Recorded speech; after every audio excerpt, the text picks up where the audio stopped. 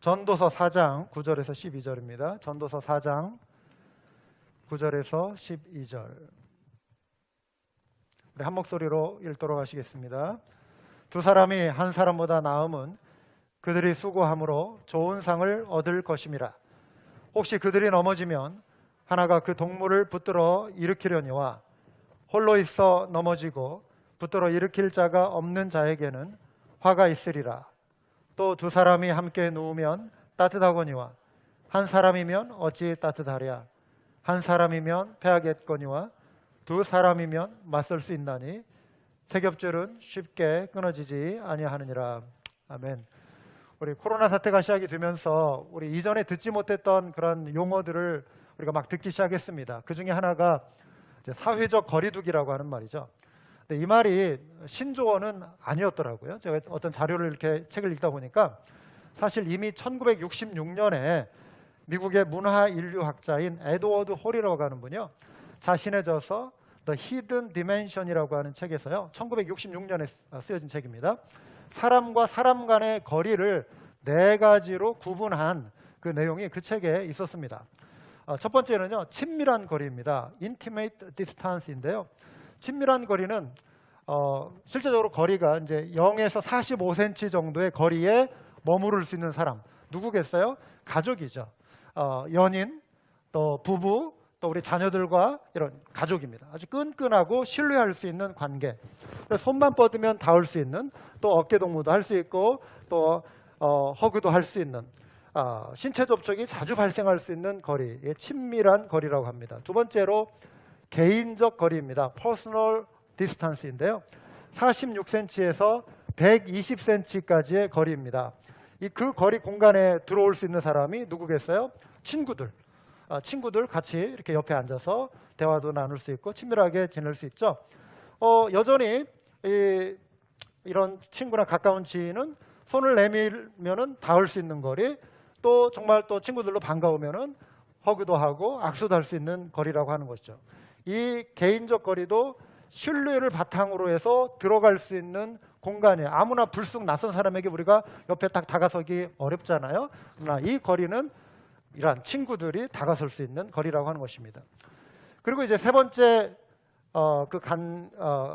관계가 사회적 거리라고 하는 것입니다. 요즘 우리가 많이 듣는 social distance라고 하는 것입니다. 1.2m에서 3.6m 그 공간에 그 사이에 다가올 수 있는 그런 사람들이라고 합니다. 예를 들자면 직장 동료, 또 업무적으로 만난 사이, 또 이런 종교 활동, 사회적 관계로 연결된 사이라고 합니다. 사회적 거리는 이런 개인적인 어떤 사생활을 이렇게 많이 나누는 관계는 아니에요. 그래서 그냥 이건 어떻게 보면은 친한 친구라고도 할 수 없고 또 가족도 아닌 것이죠. 그러니까 사회적 거리를 어느 정도 유지하는 것입니다. 그리고 우리가 사회적 거리를 유지하자 그래서 6feet, 그러니까 한 1.8m 정도 이렇게 떨어져서 이렇게 좀 이 코로나 기간에 서로를 보호하자. 여기서 나온 말이 사회적 거리라고 하는 것입니다. 네 번째는 공적 거리라고 합니다. Public distance인데요. 3.6m 이상 이렇게 멀어질 수 있는 그 간격이 생기는 관계라고 합니다.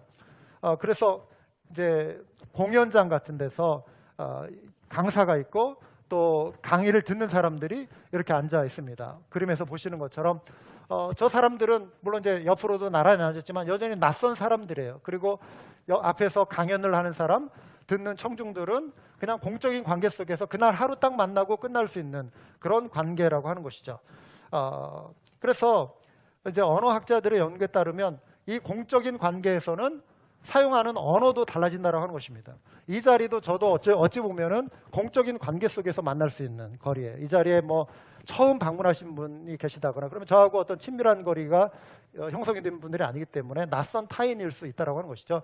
그럴 때 제가 그들에게 가족에게 말하는 용어, 친구에게 말하는 그런 표현들을 사용할 수가 없습니다. 공적인 용어 자체가 달라지는 그런 거리라고 하는 것입니다. 자, 코로나 이전에 우리 교회 가족은요, 그런데 때때로 이렇게 가만히 보면은 개인적인 거리 안에 종종 들어오는 사이였어요. 그렇죠. 그러니까 46cm에서 120m까지 나란히 옆에 앉아가지고 밥을 먹기도 하고, 정말 평상시에는 우리가 뭐 일부러 그렇게 하는 것은 아니지만 말을 하다 보면은 죄송한 표현이지만 또 침이 튈 수도 있고, 그 정도의 그 거리에서 이렇게 그 개인적인 거리를 유지할 수 있었던 관계였어요. 만나면은 반갑게 악수도 할 수 있고 손을 붙잡고 함께 기도할 수 있는 그런 관계였죠. 심지어 친밀한 거리도 들어올 수 있었어요. 0에서 45cm 간격도 침범할 수 있어요. 그래서 너무 친하면 반갑다 하면서 막 이렇게 허그하고 반가움을 표현했던 그런 친밀함이 우리에게 있었죠. 그런데 코로나는 이제 우리를 서로 밀어낼 수밖에 없는 이런 상황으로 우리를 이렇게 변화시키고 있는 것입니다. 이 내용을 소개한 분이 이 4가지 사례를 그 책에서 이제 인용해서 소개한 분이 트렌드 연구가인 김용섭 소장이라고 하는 분이에요. 근데 이분이 하는 말이 뭐냐면 코로나 시대에도 우리가 가진 연결과 접촉의 방식을 바꾸는 것이지 앞으로도 우리는 계속 사람들끼리 연결되고 함께 살고 일하는, 즉 서로를 필요로 하는 사회적인 동물이다. 그러니까 코로나라고 해서 우리가 완전히 단절된 것을 의미하는 것이 아니고 연결의 방법이 바뀌는 것이다. 어쨌든 우리는 사회적인 동물, 사회적인 관계 속에서 서로 연결을 필요로 하는 존재다. 이렇게 말을 하고 있는 것이죠. 신앙생활도 마찬가지인 것 같아요. 우리는 비록 지금 서로를 건강을 지켜주기 위해서, 보호하기 위해서, 나 자신과 상대방을 보호하기 위해서 우리가 어느 정도 물리적인 physical distance, 물리적 거리를 유지하고, 지금 뭐 설교할 때도 제가 이렇게 비말이 자꾸 이렇게 튈 것 같아서 문득 생각해 보니까 이제 좀 이렇게 에어컨도 돌고 해서 제가 좀 보호하기 위해서 회중을 보호하기 위해서 제가 마스크를 오늘 쓴 겁니다. 그런데 지금 현재는 어쩔 수 없이 이렇게 거리를 두고 있지만 우리는 여전히 그리스도 안에서 머무르고 있는 하나된 믿음의 공동체라고 하는 사실이에요. 믿음의 가족이라고 하는 것이죠. 친밀한 관계예요. 우리는 흩어져 있지만 서로가 함께 연결된 존재라고 하는 것이죠. 그 연결은 그리스도 안에서 그리스도 때문에 그리스도 안에서 강한 결속력을 지닌 그런 관계라고 하는 것입니다. 따라서 코로나 상황에서도 교회 공동체로서 우리가 어떻게 상호작용을 하며 살아갈 수 있는지 오늘 성경적인 원리를 통해서 좀 찾아보기 원합니다. 오늘 우리가 읽은 본문 전도서 4장 9절에서 12절을 보시면요, 그 원리가 잘 나타나 있어요. 이 구절에는 두 사람의 매우 친밀한 관계를 보여주고 있어요. 지금 그 새 겹줄은 결코 끊어지지 아니하리라, 이제 이 내용이 나오잖아요. 그런데 여기에 그러니까 두 사람이 한 사람보다 낫다. 지금 그 두 사람의 그 관계를 이렇게 보여주고 있는 내용인데, 이 책을 쓴, 전도서를 쓴 솔로몬이 지금 그 마음속에 이 내용을 써갈 때, 물론 성령의 감동을 통해 하나님의 영감을 통해서 그가 지금 이 전도서를 쓴 것은 사실이지만 그 마음속에 뭔가 어떤 장면을 떠올리면서 썼을 것 같아요. 어떤 관계, 인간관계. 그런데 우리는 그 관계가 이 성경 안에는 이렇게 표현되어 있지 않기 때문에 정확하게 솔로몬이 마음속에 지금 가지고 있는 어떤 정황인지를 우리는 잘 알지는 못해요. 다만 추측을 해본다면, 예를 들어서 먼 길을 함께 걸어가는 어떤 순례자들, 나그네, 여행을 함께 떠나는 그런 동반자들일 수도 있다라는 생각이 들어요. 그래서 여기에 이제 함께 누우면 서로 이렇게 따뜻하게 한다, 이제 이런 표현도 나오잖아요. 그 말은 뭐냐면은 사막의 기온은 저녁이 되면은, 밤이 되면은 급격하게 온도가 떨어집니다. 그래서 낮에는 막 너무 덥지만 밤에는 추위가 찾아와요. 그럴 때는 뭐 이들이 그 당시에 뭐 이불 이런 것도 없는 개념이잖아요. 그냥 외투가 이불이고 그런 거예요. 나그네들은 그냥 가다가 뭐 민가나 머무를 장소가 없으면은 들판에서, 바위 밑에서 바람 피해서, 비 피해서 그냥 이렇게 쉬는 거예요. 뭐 비는 많이 안 오겠지만 바람 피해서 굉장히 춥단 말이죠. 그러면은 옆에 이렇게 몸을 좀 기대고 서로 체온을 이렇게 좀 나누면서 추위를 좀 이기면서, 그러니까 어떤 먼 길을 함께 동행하는 나그네들일 수도 있고, 또 운동 경기를 함께 하는 사람, 한 팀이 되어가지고 그 당시에 어떤 스포츠가 있었는지 고대에 우리는 정확하게 알 수는 없지만 어떤 어떤 형태의 어떤 운동이나 게임이 있었다면 함께 두 사람의 실력이 서로에게 유익한, 혼자 잘해가지고 되지 않는, 함께 잘하면 더 유익한 어떤 그런 스포츠 경기에, 운동 경기에 어떤 뭐라 할까요? 팀원일 수도 있고 그런 관계일 수 있고, 아니면 전쟁에서 서로의 목숨을 보호해주기 위해서 한 사람은 방패를 잡고 무기를 서로 가지면서 상대방 적을 위해서 서로를 보호해주면서 지켜주면서 싸우는 전우의 관계일 수도 있고요. 아니면 부부라고 하는, 남편과 아내라고 하는 인생의 동반자일 수 있습니다. 이들은 지금 보세요. 사회적 거리를 두고 사는 관계가 아니에요. 이들은 사회적 거리를 유지하면 안 돼요. 이들은 개인적 거리, 친밀한 거리에 있는 관계입니다. 그것을 지금 솔로몬이 세겹줄의 원리로 설명을 하고 있는 거예요. 세겹줄 관계. 어떤 특징이 있을까요? 이제 9절부터 하나씩 찾아보면은요. 첫 번째는 이 세겹줄의 관계는 하나님의 상을 함께 받습니다. 상을 함께 받는 관계. 9절에 보시면 두 사람이 한 사람보다 나음은 그들이 수고함으로 좋은 상을 얻을 것임이라 그랬어요. 자, 두 사람이 한 사람보다 낫다 그랬어요. 그들 복수예요. 두 사람이 함께 수고해서 좋은 상을 얻는다. 두 사람이 수고해서 서로에게 유익한 거예요. 둘이 함께 상을 받는 거예요. 여기에 경쟁 관계가 아니에요. 그렇죠. 경쟁할 수가 없는 거예요. 함께 한 목적, 한 비전, 한 방향을 향해 달려가는 사람입니다. 팀으로 운동 경기하는 사람들, 요즘에도 뭐 이런 쇼트트랙 그 계주 같은 거 뭐 네 사람이 이렇게 하잖아요. 한 사람이 잘해가지고 되는, 한 사람만 잘해가지고는 되지 않아요. 네 사람이 열심히 달려줘야 돼.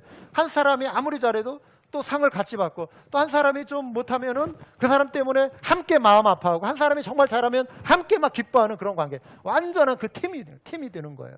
팀이 되는 것이죠. 그래서 함께 승리를 경험하고 상을 받는 것이죠. 여러분, 이 관계의 깊이는요, 가만히 보면은, 인간관계도 보면은 정말 좋은 관계, 진정한 그 관계는 뭐 친구가 될 수도 있고, 근데 진정 관계는요, 상대방이 잘할 때 그게 나의 정말 기쁨이 돼야 돼요. 그러니까 상대방이, 나는 말로는 겉으로는 친하다고 하는데 이 사람이 잘하는 게 마음속에 시기심이 나고 질투심이 나고 화가 나고 막 비교의식이 막 생기고 그러면은 진정한 의미에서 그 사람들은, 그 인간관계는 진정한 의미의 좋은 친구는 아니라고 봐요. 정말 좋은 친구는 한 사람의 옆에 있는 친구의 성공이 나의 정말 기쁨이 돼야 돼요. 이 사람의 실패가 나의 아픔이 돼야 돼요. 그런데 이 사람이 잘 안 되고 막 삶이 이렇게 힘들어질 때 내가 고소하고 괜히 막 기분이 좋아지고, 또 어떤 때는 이 사람의 슬픔이 나에게 전혀 연민으로 슬픔으로 다가오지 않는다, 무심하다, 무관심하다, 그러면은 그 관계에는 뭔가 문제가 있는 거예요. 아주 형식적인 관계, 진정한 친구의 관계가 아닌 거죠. 여기에서 보면은 지금 세겹줄의 관계가 함께 상을 받는다는 것이 함께 아파하고 함께 기뻐할 수 있는 그런 관계라고 하는, 그 동역의 관계라고 하는 것입니다. 교회 공동체 안에서도 세겹줄 안에서 예를 들어 한 사람의 영적인 성장이 다른 두 사람에게 막 기쁨이 되는 거예요. 막 그런 변화, 그 감정이 막 감사가 되고, 또 한 사람이 힘들어하고 할 때 그게 막 안타까움이 되고, 그래서 서로를 막 붙들어 주려고 하고 서로에게 뭔가를 막 나눠주고 싶어 하고, 그래서 이 관계가 하나님의 상급을 함께 바라보며 함께 격려하고 붙들어주는 그런 관계. 그래서 이 코비드 기간에 이 세겹줄 우리의 관계를 통해서 우리가 이렇게 함께 기뻐하고 함께 안타까워하며 함께 성장을 경험하며 승리하는 우리 모두가 될 줄 믿습니다. 결혼한 부부도 마찬가지 아니겠어요? 베드로전서 3장 7절에도 부부는 생명의 은혜를 함께 이어받는 관계라 그랬어요. 남편 혼자 잘한다고 해서, 아내 혼자 잘한다고 해서 되지 않고 신앙의 좋은 동역자가 서로 되어줘야 하는 것입니다. 부부는 함께 하나님으로부터 함께 상을 받는 거예요.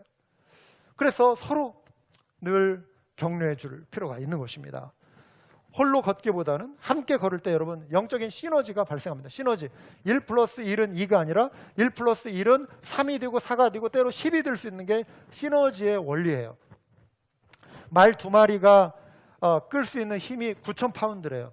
그러면 4마리가 끌면, 수학적으로 생각하면 2마리가 9,000파운드면 4마리면 곱하기 2 하면 나오잖아요. 18,000파운드를 끌 수 있는 힘이 나오는 것이잖아요. 이게 어떤 정상적인 우리가 생각할 수 있는 그런 답인데, 시너지는 뭐냐면 2마리가, 그러니까 4마리가 끌면은 18,000이 아니라 3만 파운드의 힘을 발휘한대요. 이게 시너지라고 하는 거예요. 놀랍지 않습니까? 어떻게, 이거는 설명이, 그 내면에 있는 뭔가 그 에너지를 확 끌어당길 수 있는 뭐 새로운 어떤 폭발력이 나오는 거예요. 그 그룹을 통해서. 이게 시너지라고 하는 것입니다. 아담 스미스가 라고 하는 분이 발표했는데 10명이 따로따로 떨어져서 개별적으로 핀을 만들면 공장에서 하루에 한 사람이 하면 20개의 핀을 만든대요. 그러면 10사람이면 200개가 되어야 하잖아요. 그런데 이들이 함께 협업을 하면, 함께 다 나눠서 함께 공동으로 노력하면요, 놀랍게도 200개가 아니라 4,800개의 핀을 생산한다는 거예요. 이게 시너지라고 하는 것입니다. 그래서 우리 한마음교회도 우리 가족들이 영적인 시너지를 경험할 수 있어야 할 줄 믿습니다. 코비드 기간 동안에 우리 온라인을 통해서 말씀을 나누고 함께 기도 제목을 나누고 서로 격려하고 붙들어주는 이 지금 네트워크를 우리가 지금 새롭게 형성하고 있잖아요. 코비드 기간에 우리 그냥 다 각자 흩어져서 각자 도생하는, 정말 외롭게 혼자 싸우는 그런 관계가 아니라 서로 전우가 되어주고 서로 팀메이트가 되어주고, 그 함께 여행하는 나그네 동반자가 되어주고 함께 기도하며 시너지를 경험하는 것이죠. 그럴 때 큰 영적인 유익과 감동을 경험하게 될 줄 믿습니다. 두 번째로 세겹줄의 관계는요, 넘어지지 않도록 서로 붙들어주는 거예요. 넘어지지 않도록 붙들어준다. 10절에 혹시 그들이 넘어지면 하나가 그 동물을 붙들어 일으키려니와 홀로 있어 넘어지고 붙들어 일으킬 자가 없는 자에게는 화가 있으리라 그랬어요. 사랑과 서로 돌아보면서 사랑과 선행을 격려하는 관계, 서로 자극해주는 관계, 이렇게 할 때 영적인 성장을 경험할 수 있는 것입니다. 여러분, 서너 명 정도로 연결된 이 관계가 정말 서로에게 긴밀하게 영향을 미칠 수 있는 관계입니다. 그래서 말씀을 나누고 또 말씀과 관련된 그런 실천들을, 우리가 활동들을 실천하고 영적인 돌봄, 격려를 나누는 거예요. 서로를 위해서 무엇보다도 강력한 중보 기도를 해줄 수 있는 관계로 발전해 가야 돼요. 그래서 예수님이 이렇게 말씀하시지 않았습니까? 진실로 너에게 이르노니 너희 중에 두 사람이 땅에서 합심하여 무엇이든지 구하면 하늘에 계신 내 아버지께서 저희를 위하여 이루게 하시리라. 두세 사람이 내 이름으로 모인 곳에는 나도 그들 중에 있느니라. 할렐루야. 그럼 세겹줄 모임 안 해도 주님이 함께 하신다는 거예요. 두세 사람이 내 이름으로 모인 곳에 주님이 약속하셨어요. 그리고 그들이 합심해서 기도할 때 응답하신다 그랬어요. 응답하신다. 그러니까 두세 사람의 모임의 강력한 중보기도는 워킹한다 이 말이에요. 역사한다. 역사는 이미 많다. 할렐루야. 그래서 강력한 중보기도에 그런 팀이 되어야 한다고 하는 거예요. 일주일에 적어도 우리가 한 번씩 서로 전화통화하면서 서로 안부도 묻고 기도 제목도 묻고 또 힘든 일이 없는지 또 살피고 또 감사한 일이 무엇인지 좀 서로 나누고, 그래서 서로가 서로의 믿음을 위해 지탱해 줌으로 영적인 강건함을 경험하게 되는 것입니다.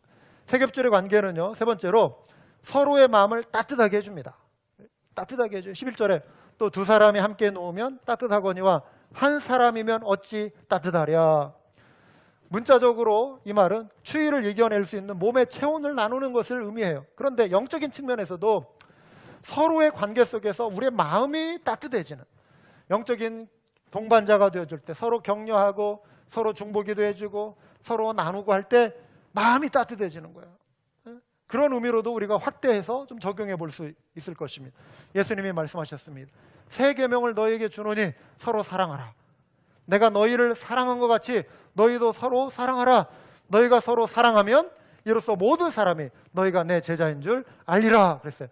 예수님이 이 요한복음 13장 말씀하실 때 앞부분에 이제 예수님이 이제 고난 받으시고 이제 죽으실 날이 얼마 남지 않은 걸 아셨잖아요. 그래서 자기 사람들을 사랑하시되 끝까지 사랑하셨다. 예수님의 사랑의 그 지극함을 표현해 주실 때 제자들의 발을 씻어주시고, 그 다음에 그 사랑의 극치가 이제 그 십자가에 당신의 그 고귀한 생명을 스스로 내어주신 거잖아요. 그 사랑이었잖아요.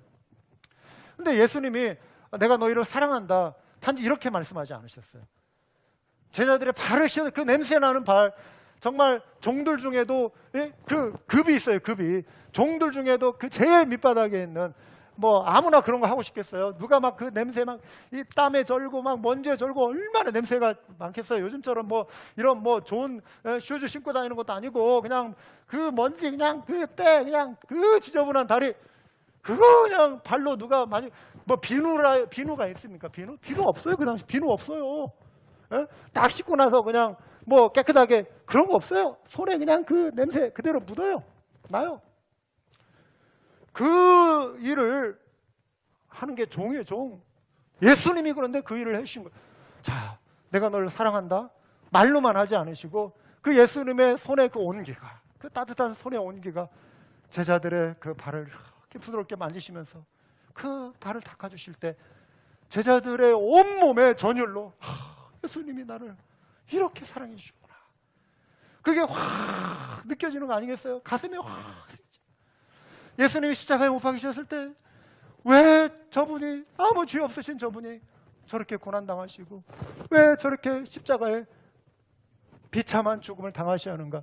예수님은 내가 너희를 위해서, 너희의 랜섬, 대속물이 되기 위해서 내가 이렇게 죽는다. 미리 말씀하신, 우리의 죄를 대신해서 고난당하신 그 예수님의 그 선명한 선혈의 그 피를 보면서 이들의 눈에 각인이 드는 거예요. 여러분, 사랑은 단지 말로만 전해주는 게 사랑이 아니에요. 우리에게 있어서 말은 오래 기억 남지 않아요. 말은 그렇게 오래 가지 않아요. 제가 여러분 이렇게 설교해도 2, 3일 지나면 이 설교 내용 대부분 많이 잊어버리실 거예요. 지난주 설교 제목 기억하시는 분 혹시 있어요? 2주 전에 제 설교 혹시 핵심 기억하시는 분 있어요? 지나가면 듣는 것은 오래 남지 않습니다. 보는 거는 조금 오래 가요. 그런데 내가 체험하면 그는 오래 가요. 더 오래 가요. 예수님이 우리에게 남겨주신 그 사랑은 그런 거였어요. 제자들의 발을 씻어주시고 그 십자가에 그 고통의 절규를 통해서 온전히 시청각적으로 그렇게 보여주신 그 사랑.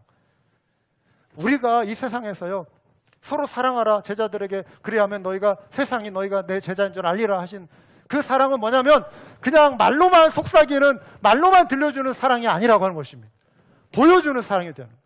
실천하는 사랑. 세상 속에 그리스도인들이 얼마나 희생적으로 자기를 내어주고 자기의 시간을 내어주고 섬김과 헌신을 베푸는가.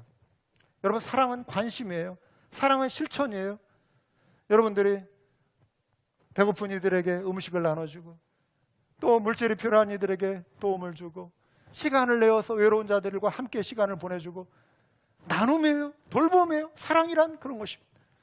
라이스 대학의 엘레나 에크런드 사회학과 교수가요, 이런 말을 했어요. 한 교회가 개인들에게 미칠 수 있는 영향은 영적인 영역에만 머무르지 않고 훨씬 더 많은 영향을 미칠 수 있다. 무슨 말이냐면 사회적이, 우리가 영적으로 이렇게 생각하는, 우리 주일날 그냥 이 자리에서 드리는 이것만이 영적인 것이 아니라 이 지경이 세상으로 흩어져서 넓어져서 사회적, 감정적, 경제적으로 도움을 받아야 하는 절박한 형편에 처한 교회 가족을 이해할 필요가 있는데 이 절박함은 바이러스 자체보다도 더 위험하다 그랬어요. 여러분, 외로움이 바이러스 자체보다 위험하다는 거예요. 네? 위험하다. 지금 굉장히 코로나 여파로 인해서 우리가 알지 못하는 음지에서 지금 소외된 이웃 가운데 고통스러워하는 분들이 있을 거라고요. 바이러스에 걸리지 않는다고 해서 이들이 안전한 것이 아니라 이 코로나 사태로 인해서 더 바이러스보다 어려운 그런 상황에 처하는 사람들이 많다라고 하는 것입니다. 지난주에 코로나 블루라고 하는 이 바이러스를 맞설 수 있는 백신이 우리에게 필요한데 그게 하나님께 소망을 두는 것이다. 사슴이 시냇물을 찾아 갈급함과 같이 내 영혼이 주를 찾게 갈급하나이다. 하나님이여, 내가 주님께 소망을 둡니다. 우리가 주님께 소망을 두는 것이 이 어려운 시대를 이겨나가는 백신이다, 이 말씀 드렸는데요. 오늘 하나 그 백신을 추가한다면 사랑하는 거예요. 서로 사랑하는 거예요. 서로 돌보는 것입니다. 서로 관심을 가져주는 것, 사랑하고 섬기는 것이 이 시대를 이기게 하는 이 무서운 바이러스를 강력하게 퇴치할 수 있는 백신이라고 하는 것입니다. 감사하게도 우리 코비드 기간 중에 우리 한마음교회 우리 성도님들 이 모양 저 모양으로 서로를 돌아보고 섬기는 모습이 많이 있어서 너무 감사해요. 어려운 형편에 있는 자들 음식으로 섬기고 물질로 돕고 또 전화나 신방을 통해 외롭지 않도록 살펴주시는 여러분들의 모습 너무나도 귀한 것입니다.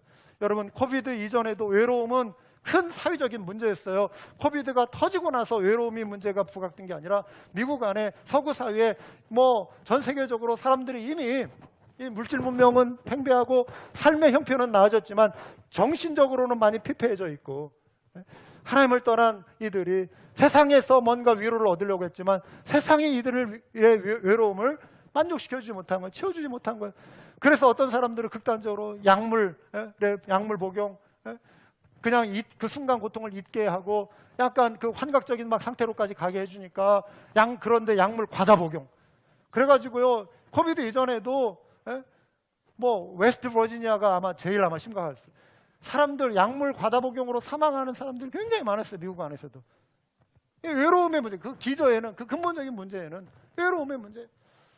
근데 이 코로나 사태로 인해서 이 문제가 더 심화되고 있는 것이죠. 세겹줄은 이런 어려움을 이겨낼 수 있는 힘이 된다, 이것입니다. 우리가 서로 돌아봐요. 할렐루야. 마지막으로 세겹줄의 관계는 영적인 싸움에서 이기게 해줘. 영적인 싸움에서. 한 사람이면 12절에 패하겠거니와 두 사람이면 맞설 수 있나니 세겹줄은 쉽게 끊어지지 아니하느니라. 초대교회 보면요, 기독교로 회심하는 사람들 그 이야기들 보면 참 감동을 많이 받아요. 무엇보다도 이들에게 특징이 뭐냐면 결속력. 그리스도인들이 얼마나 강하게 결속했는지 서로 돌아보고 사랑하는 공동체였어요.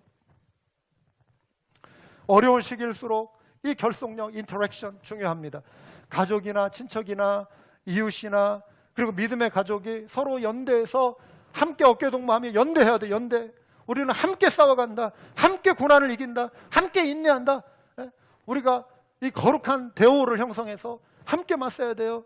그래서 특별히 하나님이 주신 이 승리의 소식, 하나님이 내게 특별한 은혜를 주시고 그럴 때 이 믿음을 나누시면서 전달해 주세요. 믿음을 옆 사람에게 나눠주시고 소망을 이야기해 주시고 어려운 지체들의 마음을 위로해 주시고 경청해 주시고 고난 중에 어떻게 믿음을 이겨가는지에 대해서 간증을 나눠주시고 이게 너무 중요한 거예요.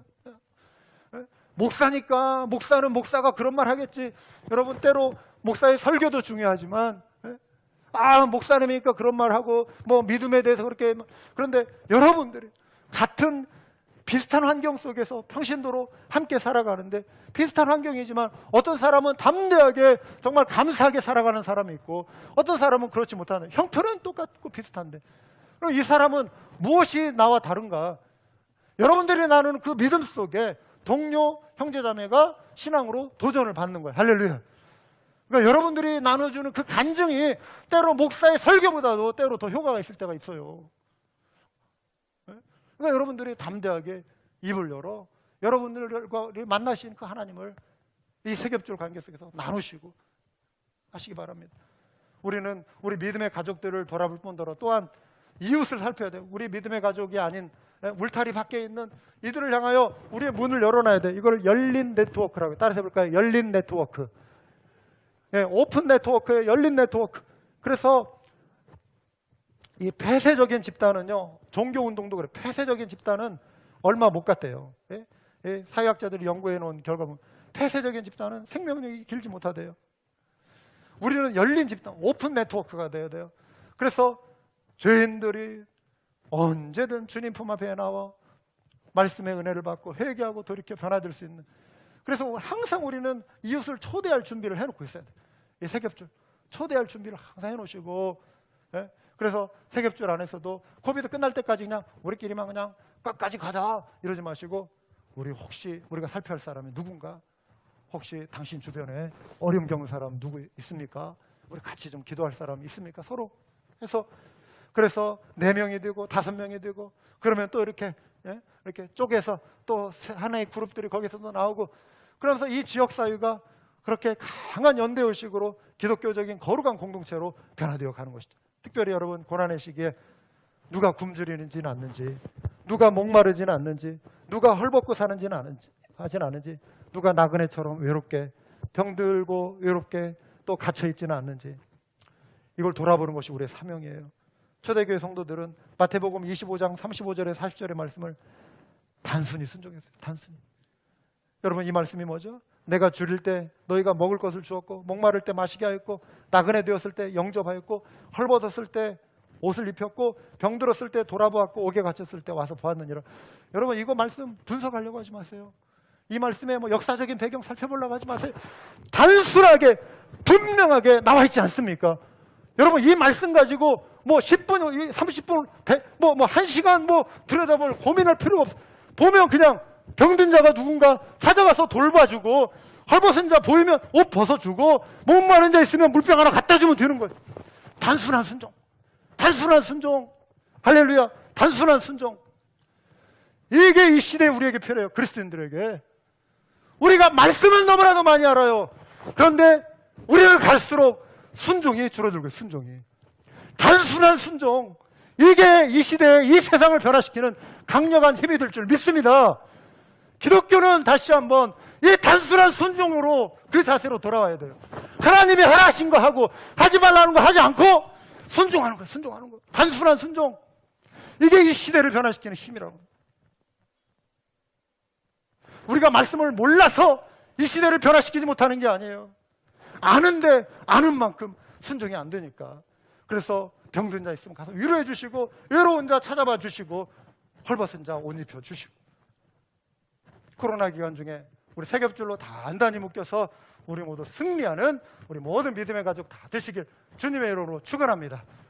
기도하시겠습니다.